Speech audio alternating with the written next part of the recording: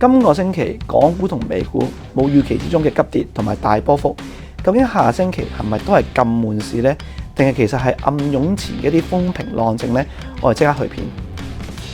孫子大戶以兵法守護你嘅財富。如果想同我哋一樣用大戶思維學習投資理財，記得 subscribe 我哋同埋撳響叮叮鐘啦。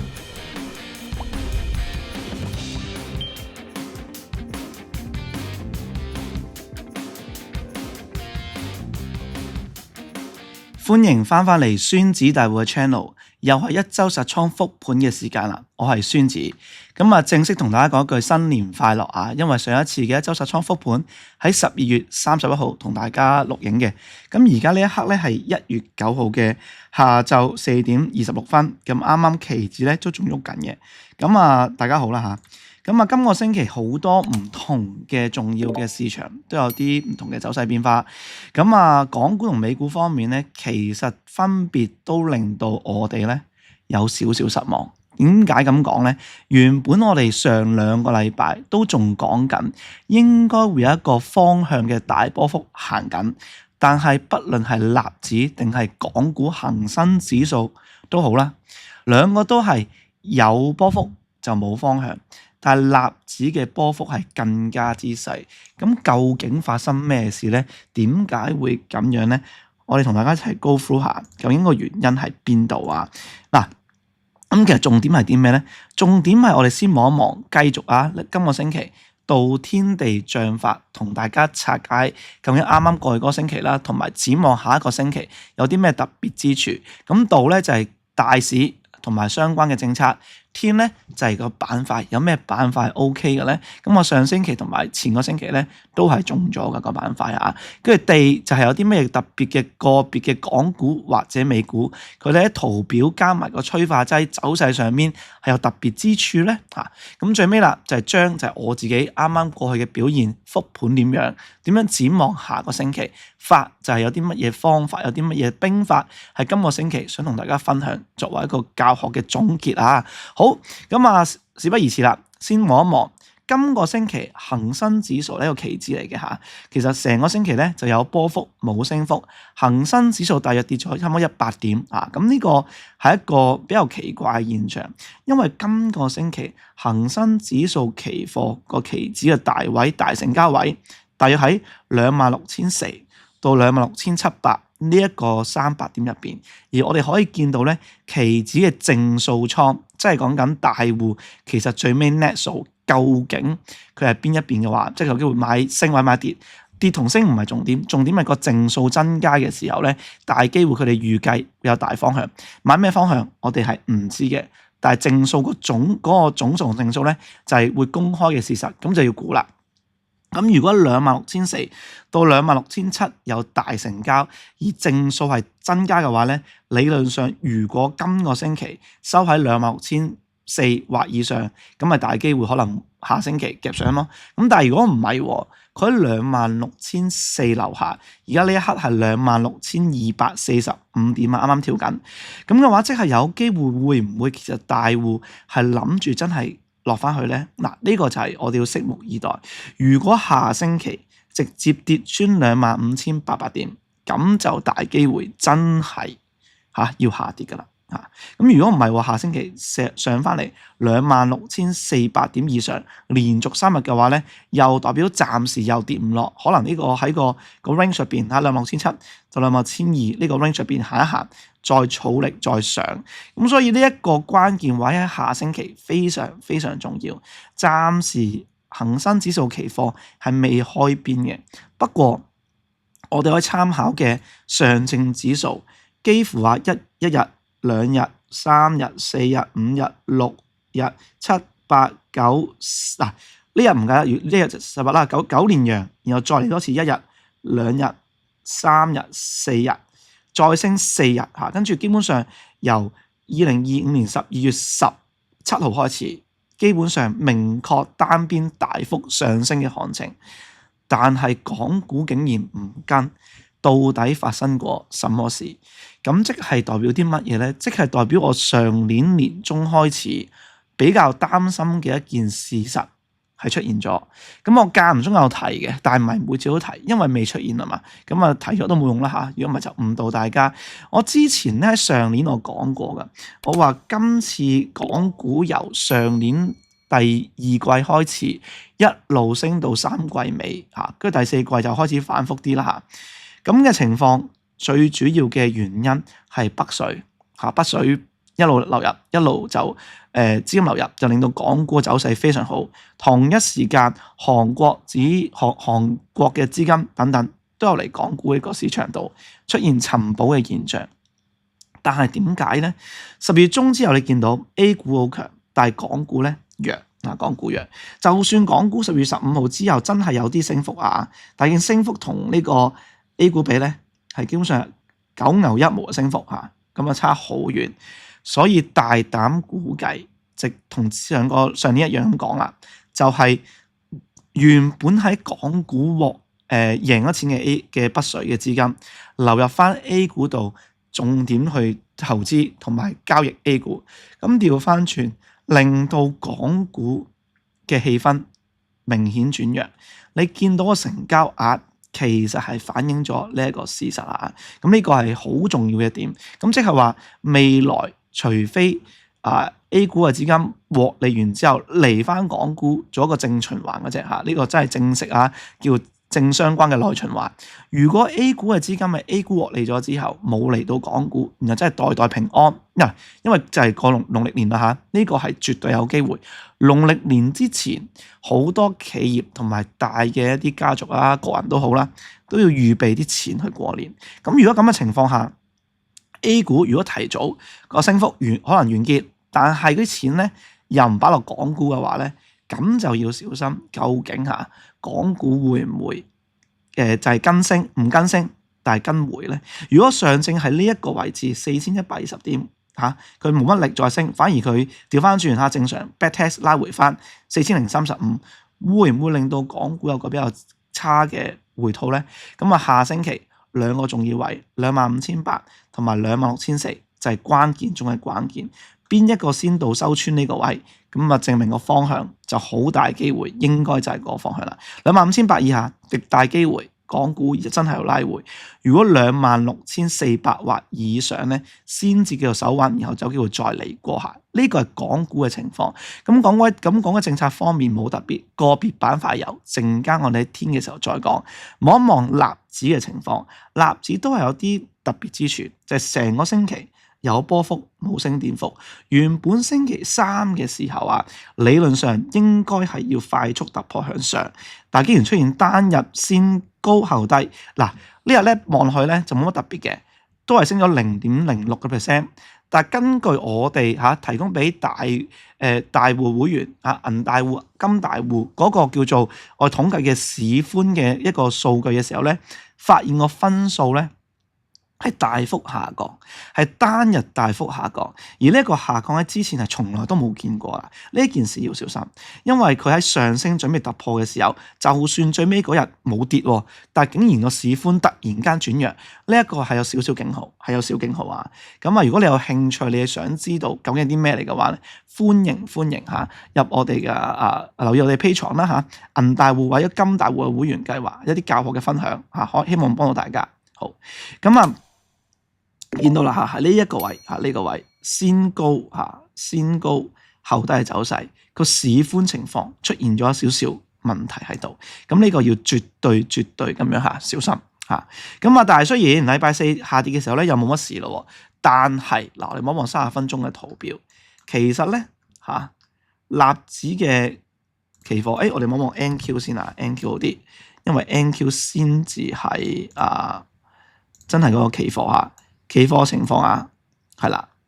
，30分鐘係跌穿咗上升趨勢線，然後兩次出現咗我哋嘅下跌嘅信號，跌穿大戶區間，兼且個下跌趨勢線出現咗強勁走勢。換句話，淡倉暫時嘅力度係佔據優勢，再加埋可能頭肩頂，係有少少令人擔心，究竟納指會唔會出現一啲好恐怖嘅現象出嚟咁重點仲有啦，就係啱啱過去咧就委內委內瑞拉好閃電式嘅一個突如其來就俾人捉咗，咁啊總統。咁啊之後嘅 idea 就係石油啦，石油就見到好多人就話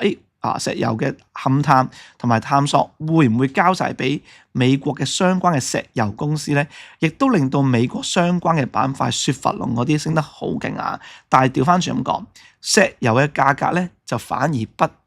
跌就反升，跌咗少少即係抽升。個原因係因為你石油嘅恐慌指數達到最高峰，一般出現咁嘅情況就意味住石油暫時跌唔落嚇，呢個壞消息反而上升，咁啊暫時跌唔落。好，咁納指嗰呢個情況就見到道指同標普明顯嚇，我哋望一望道指同埋呢個道指係破頂㗎嚇，標普咧都係近乎於破頂同埋高位做。點解得納指會特別差咧？原因就係之前一直強勁嘅科技股，包括芯片股啦，除咗 Intel 之外啦嚇，大部分嘅科技股都係弱。咁啊，問各位觀眾，究竟你哋而家有冇啲咩大型嘅美股嘅科技股係持有住？可唔可以分享下持有嘅原因，去俾我哋同一個戰友？究竟點解你會揀嗰啲？同埋而家係咪有盈利咧？可唔可以分享下咧嚇？記得下邊留言啊，咁同我哋交流下。我都想睇下大家究竟原來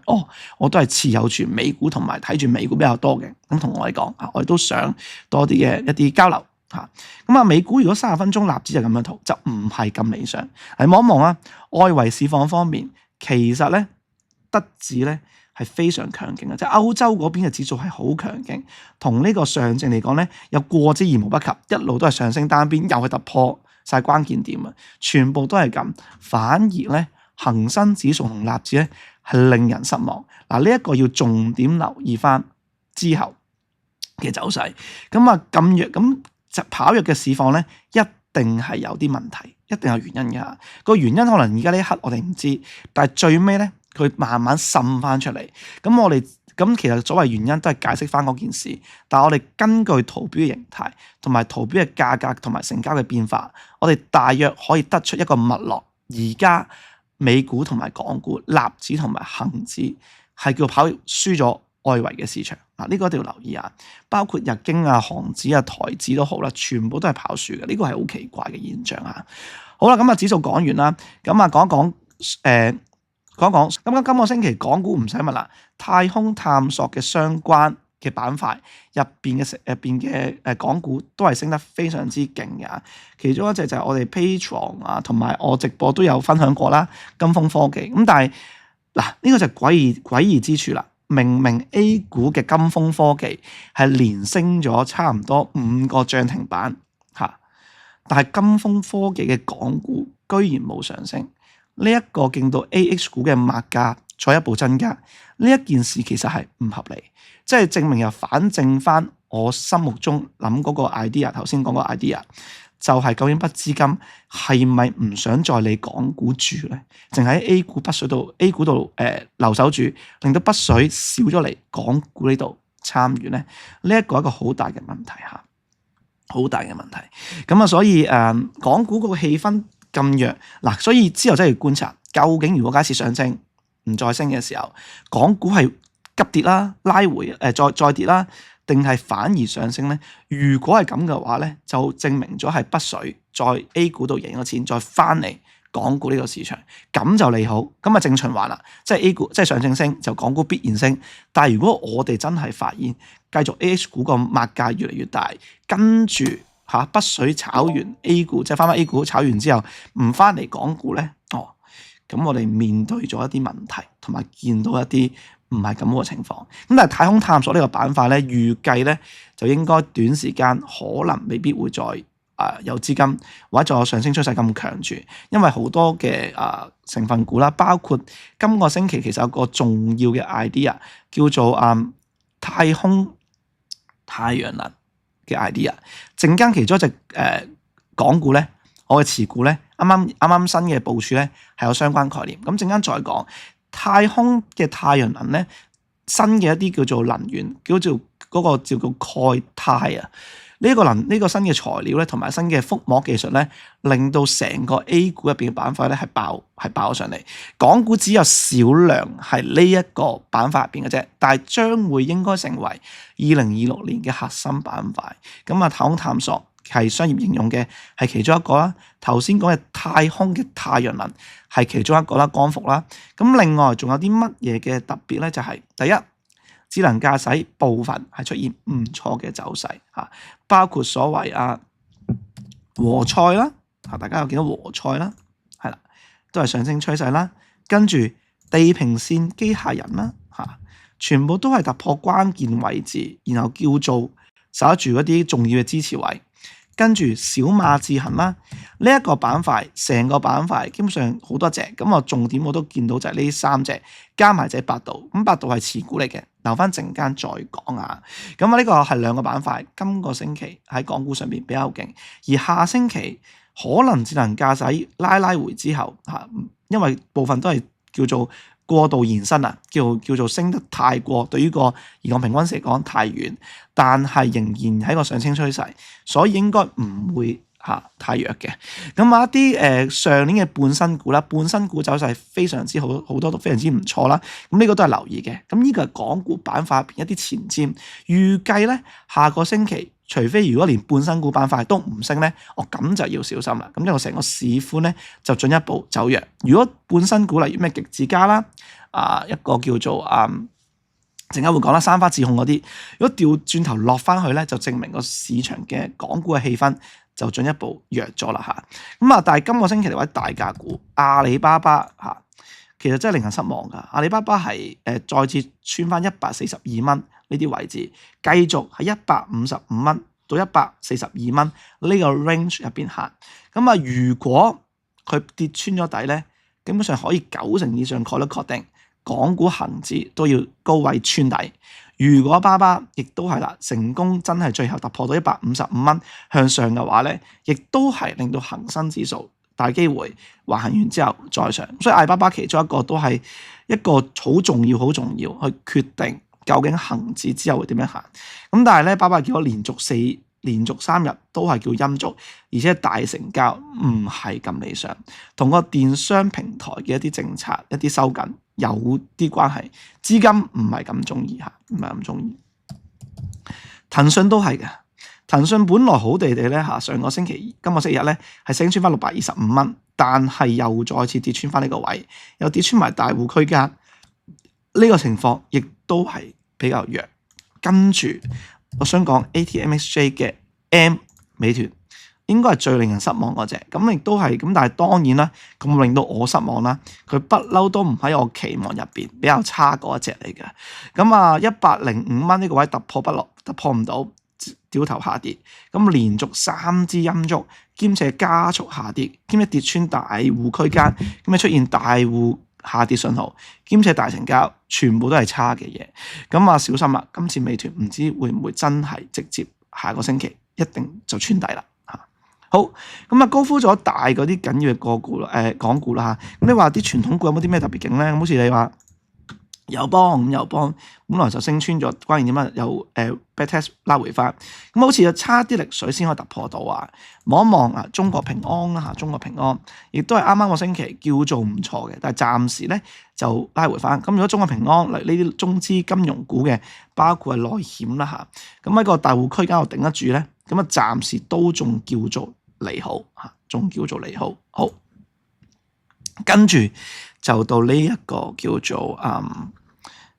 388港交所，因為比較多人睇下港交所，原來但係港交所仍然都叫做守穩住大戶區間以上咯。今個星期本來就好好嘅，成功向上突破到關鍵位置。但係咧，港交所問題在於佢急跌完之後咧，冇一個好嘅整固，所以會爭緊一啲嚇。留意翻呢個港交所係叫做落後過大市同埋其他嘅港股嘅。美股方面咧，今個星期其實大部分嘅半導體芯片股咧就唔係極好，除咗內存即係會講 MU 啦同埋 SanDisk 之外啦嚇。但係 Intel 咧係突然間強咗下，突然間強咗，所以大家聽到呢度咧，頭先有講留言嚇，你哋有冇留意住邊一隻半導體股票咧？如果 Intel 同埋 Nvidia 去揀，你又點揀咧？嗱，Intel 咧就一路出好消息啦嚇，咁啊，而且同一時間出現咗一個好靚嘅杯狀大病。自從佢成為國家級企業之後咧，一路上升，所以你見到呢一啲咁嘅重要嘅一啲企業咧，佢本來最驚就係佢嗰個危機就係佢嗰個資金同埋啲血唔夠，一成為咗一件可以解決呢件事嘅問題嘅因素出現咗之後咧，個股價就好似火箭咁樣有催化劑一路升。呢一個就係點解 Intel 會咁強嘅地方啊。咁 Intel 基本上強過晒其他正常嘅半導體，包括 ARM 啦、AMD 啦嚇，呢都勁過㗎。你嘅 AMD 咧唔係咁好啊，AMD 直情係跌穿咗一啲好多嘅一啲關鍵點，而且連續5日陰燭，而且跌穿咗我哋大戶區間 ，AMD 有機會回吐。我哋望埋Qualcomm 啊，我哋唔望 AMD，就望 Qualcomm 比較好少少難得地同 Intel 一樣啦嚇。咁呢一個半導體板塊咧就開始唔係同一個情況，全部都係同一個走勢。咁呢個留意，應該 Nvidia 都係好弱Nvidia 你望到咁持續頭肩頂走勢㗎，呢個係隱憂好大。如果 Nvidia 再次跌穿180蚊一向下嘅話，佢極大機會會率先過納指見頂嘅可能大大增加，然後係要小心咁掉頭下跌嚇。望埋 Meta 有啲重要嘅一啲股票啦 ，Tesla 亦都係比較弱，竟然可以再出現雙頂可能跟住再跌穿關鍵點435蚊嚇。除非升穿435蚊先至可能行 range， 如果唔係再跌嘅話咧 ，Tesla 都好弱。你見其實 Meta 嘅走勢咧，大部分咧除咗一啲小部分 Google 呢啲特別好之外咧，其餘都真係唔係咁理想㗎。Tesla 頭先麻麻地啦 ，Nvidia 麻麻地 ，Microsoft 咧 ，Microsoft 都麻麻地。你見到啦，成件事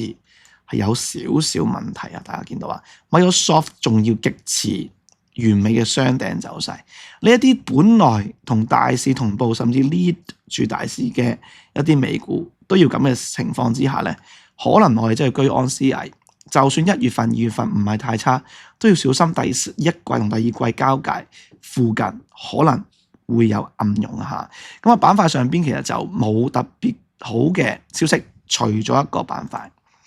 抵押貸款 ，Rocket 係其中一個表表者下。錄影嘅時候嘅盤前升咗7至8%，亦都係成功突破關鍵點。要記住 ，Rocket 喺周線圖級別出現突破，而且係終於又再次喺第二階段出現咗成年以上嘅一個圖表之後再突破嘅。所以 Rocket 今次突破係一個好關鍵，而且好 concrete， 亦都係因為阿 Trump 佢自己講咗要將房貸利率減低嘅情況下，會令到相關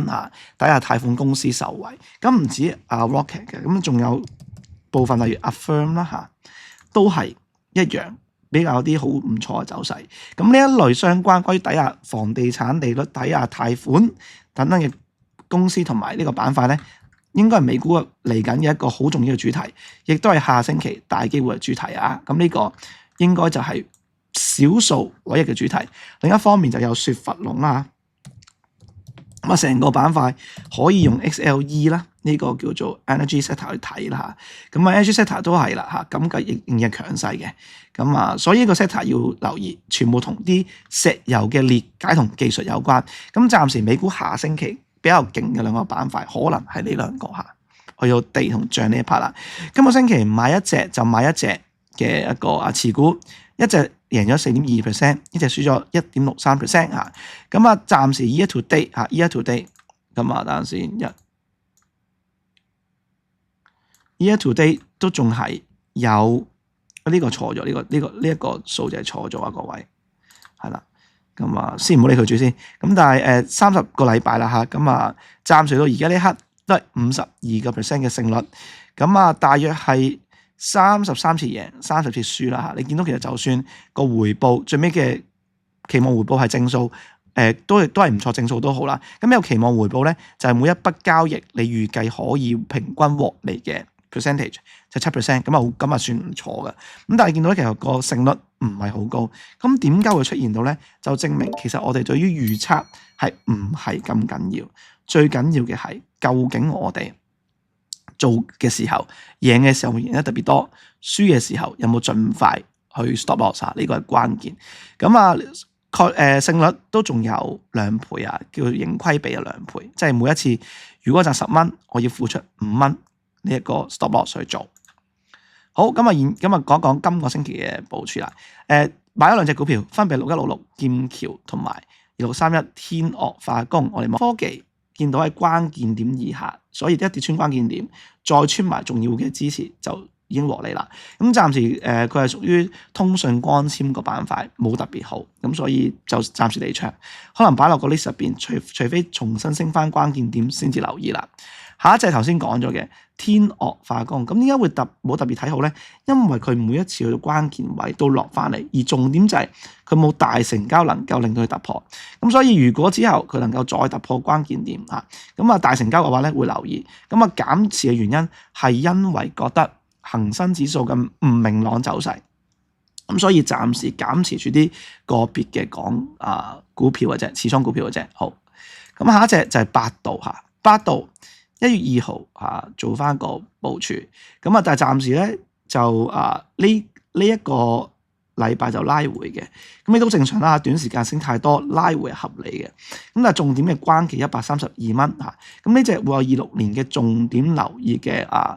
香港嘅科技股，有冇機會成為黑馬嚇？咁黑馬嘅原因之前都分析過㗎啦嚇，昆侖芯片啦、智能駕駛同埋杜小門 AI，咁睇下佢有冇機會啦。喺個支持位上邊守得住，然後再升上嚟。如果再升嗰刻咧，就會加住啦。如果真係不幸地跌穿130蚊，咁就可能真係要考慮會唔會係一個預測錯誤咧？記住，我哋做順勢交易、做趨勢交易，我哋可以有劇本，我哋可以有立場，但立場要柔軟。我哋觀點幾強烈都好啦，趨勢唔到嘅時候，如果嚟反轉雙頂嗰啲，就要密切留意啊。下一隻係1519，係一隻叫做極兔速遞，原因在於有效突破，加埋成交額，市場情緒氣氛非常好。催化劑係我見到拼多多日常生活入邊見到越嚟多人，越嚟多市民用拼多多，然後明顯見到佢都係用極兔速遞嘅，而相關呢隻公司亦都非常之好，咁所以就部署咗，咁明顯見到啦一路嘅上升趨勢，咁非常之感恩，亦都係今個星期做得比較好嘅一隻倉位港股嚟嘅，冇錯。下一個冇錯，又係三花智控啦。三花智控之前一段上年有跟進過嘅觀眾或者留意住我嘅觀眾都記得我有好中意呢隻公司啦，港股啦，咁成功再次見到佢上翻去關鍵點以上咧，就再次出手嘗試嘅。咁防守係擺喺37.5，咁睇下有冇機會成功突破翻40.3之後咧，可能會加住同埋再向上。但係又特別三花智控嘅 A 股咧係成功突破咗歷史高位，但係 H 股咧係冇跟進。究竟佢會唔會之後跟進咧？呢個要拭目以待。如果頭先咁樣講唔跟進，反而仲要回咧，就要小心噶啦。好，最後係呢個叫做精泰精泰控股。精泰控股就突然間出現個消息啦就竟然咧再次今次唔係 AI 製藥啦，係有新嘅訂單，同 JKS 精科合作，就會將一啲叫太空嘅光膜嘅一啲AI 數據，再包括埋一啲材料嘅一啲研發一齊合作。精泰控股就好特別，係間好特別公司，分別兩條腿去行路，一個係 AI 製藥，一個係 AI solution，咁兩邊都行得好唔錯。咁之前亦都係啦，上年有見到我復盤嘅一啲觀眾朋友，咁我應該唔陌生噶啦，因為我7月8月嘅時候一路咁樣去提及，咁最尾高位10月9號到就全部獲利。今次咧就都係嗰句啦，牌到回來必有因佢唔會無端端翻嚟嘅。而但係強勢嘅趨勢股咧一翻嚟咧，我會重點留意翻，所以有重點介入翻。不過嗰個加入價咧就唔係咁理想啦，叫做遲咗少少。咁啊，如果呢個位就係關鍵就最好啦嚇。咁啊，暫時嘅防守位擺喺10.9呢一個位置啦嚇。好。咁今個星期有一個乜嘢重要嘅兵法分享咧嚇？今個星期其實好簡單嚇，我哋一個好簡單 idea 叫做善戰者擇人而任勢，即係話我哋真正可以對於交易非常之有心得同埋善於交易嘅人，我哋一定要揾出邊一個市場、邊一個資產係有真正嘅趨勢，我哋要順應個趨勢，而唔好怪責點解隻股票點解個市場咁差，因為我哋要做嘅唔係怪責，而係我哋點樣順應個趨勢啊！今個星期實倉復盤嘅時間差唔多，如果未咁開叮叮鐘嘅，咁嘅撳個叮叮鐘，因為你唔會錯過一個有大戶思維，跟住可以學習投資理財嘅機會。我哋下星期同一時間各位再見，拜拜。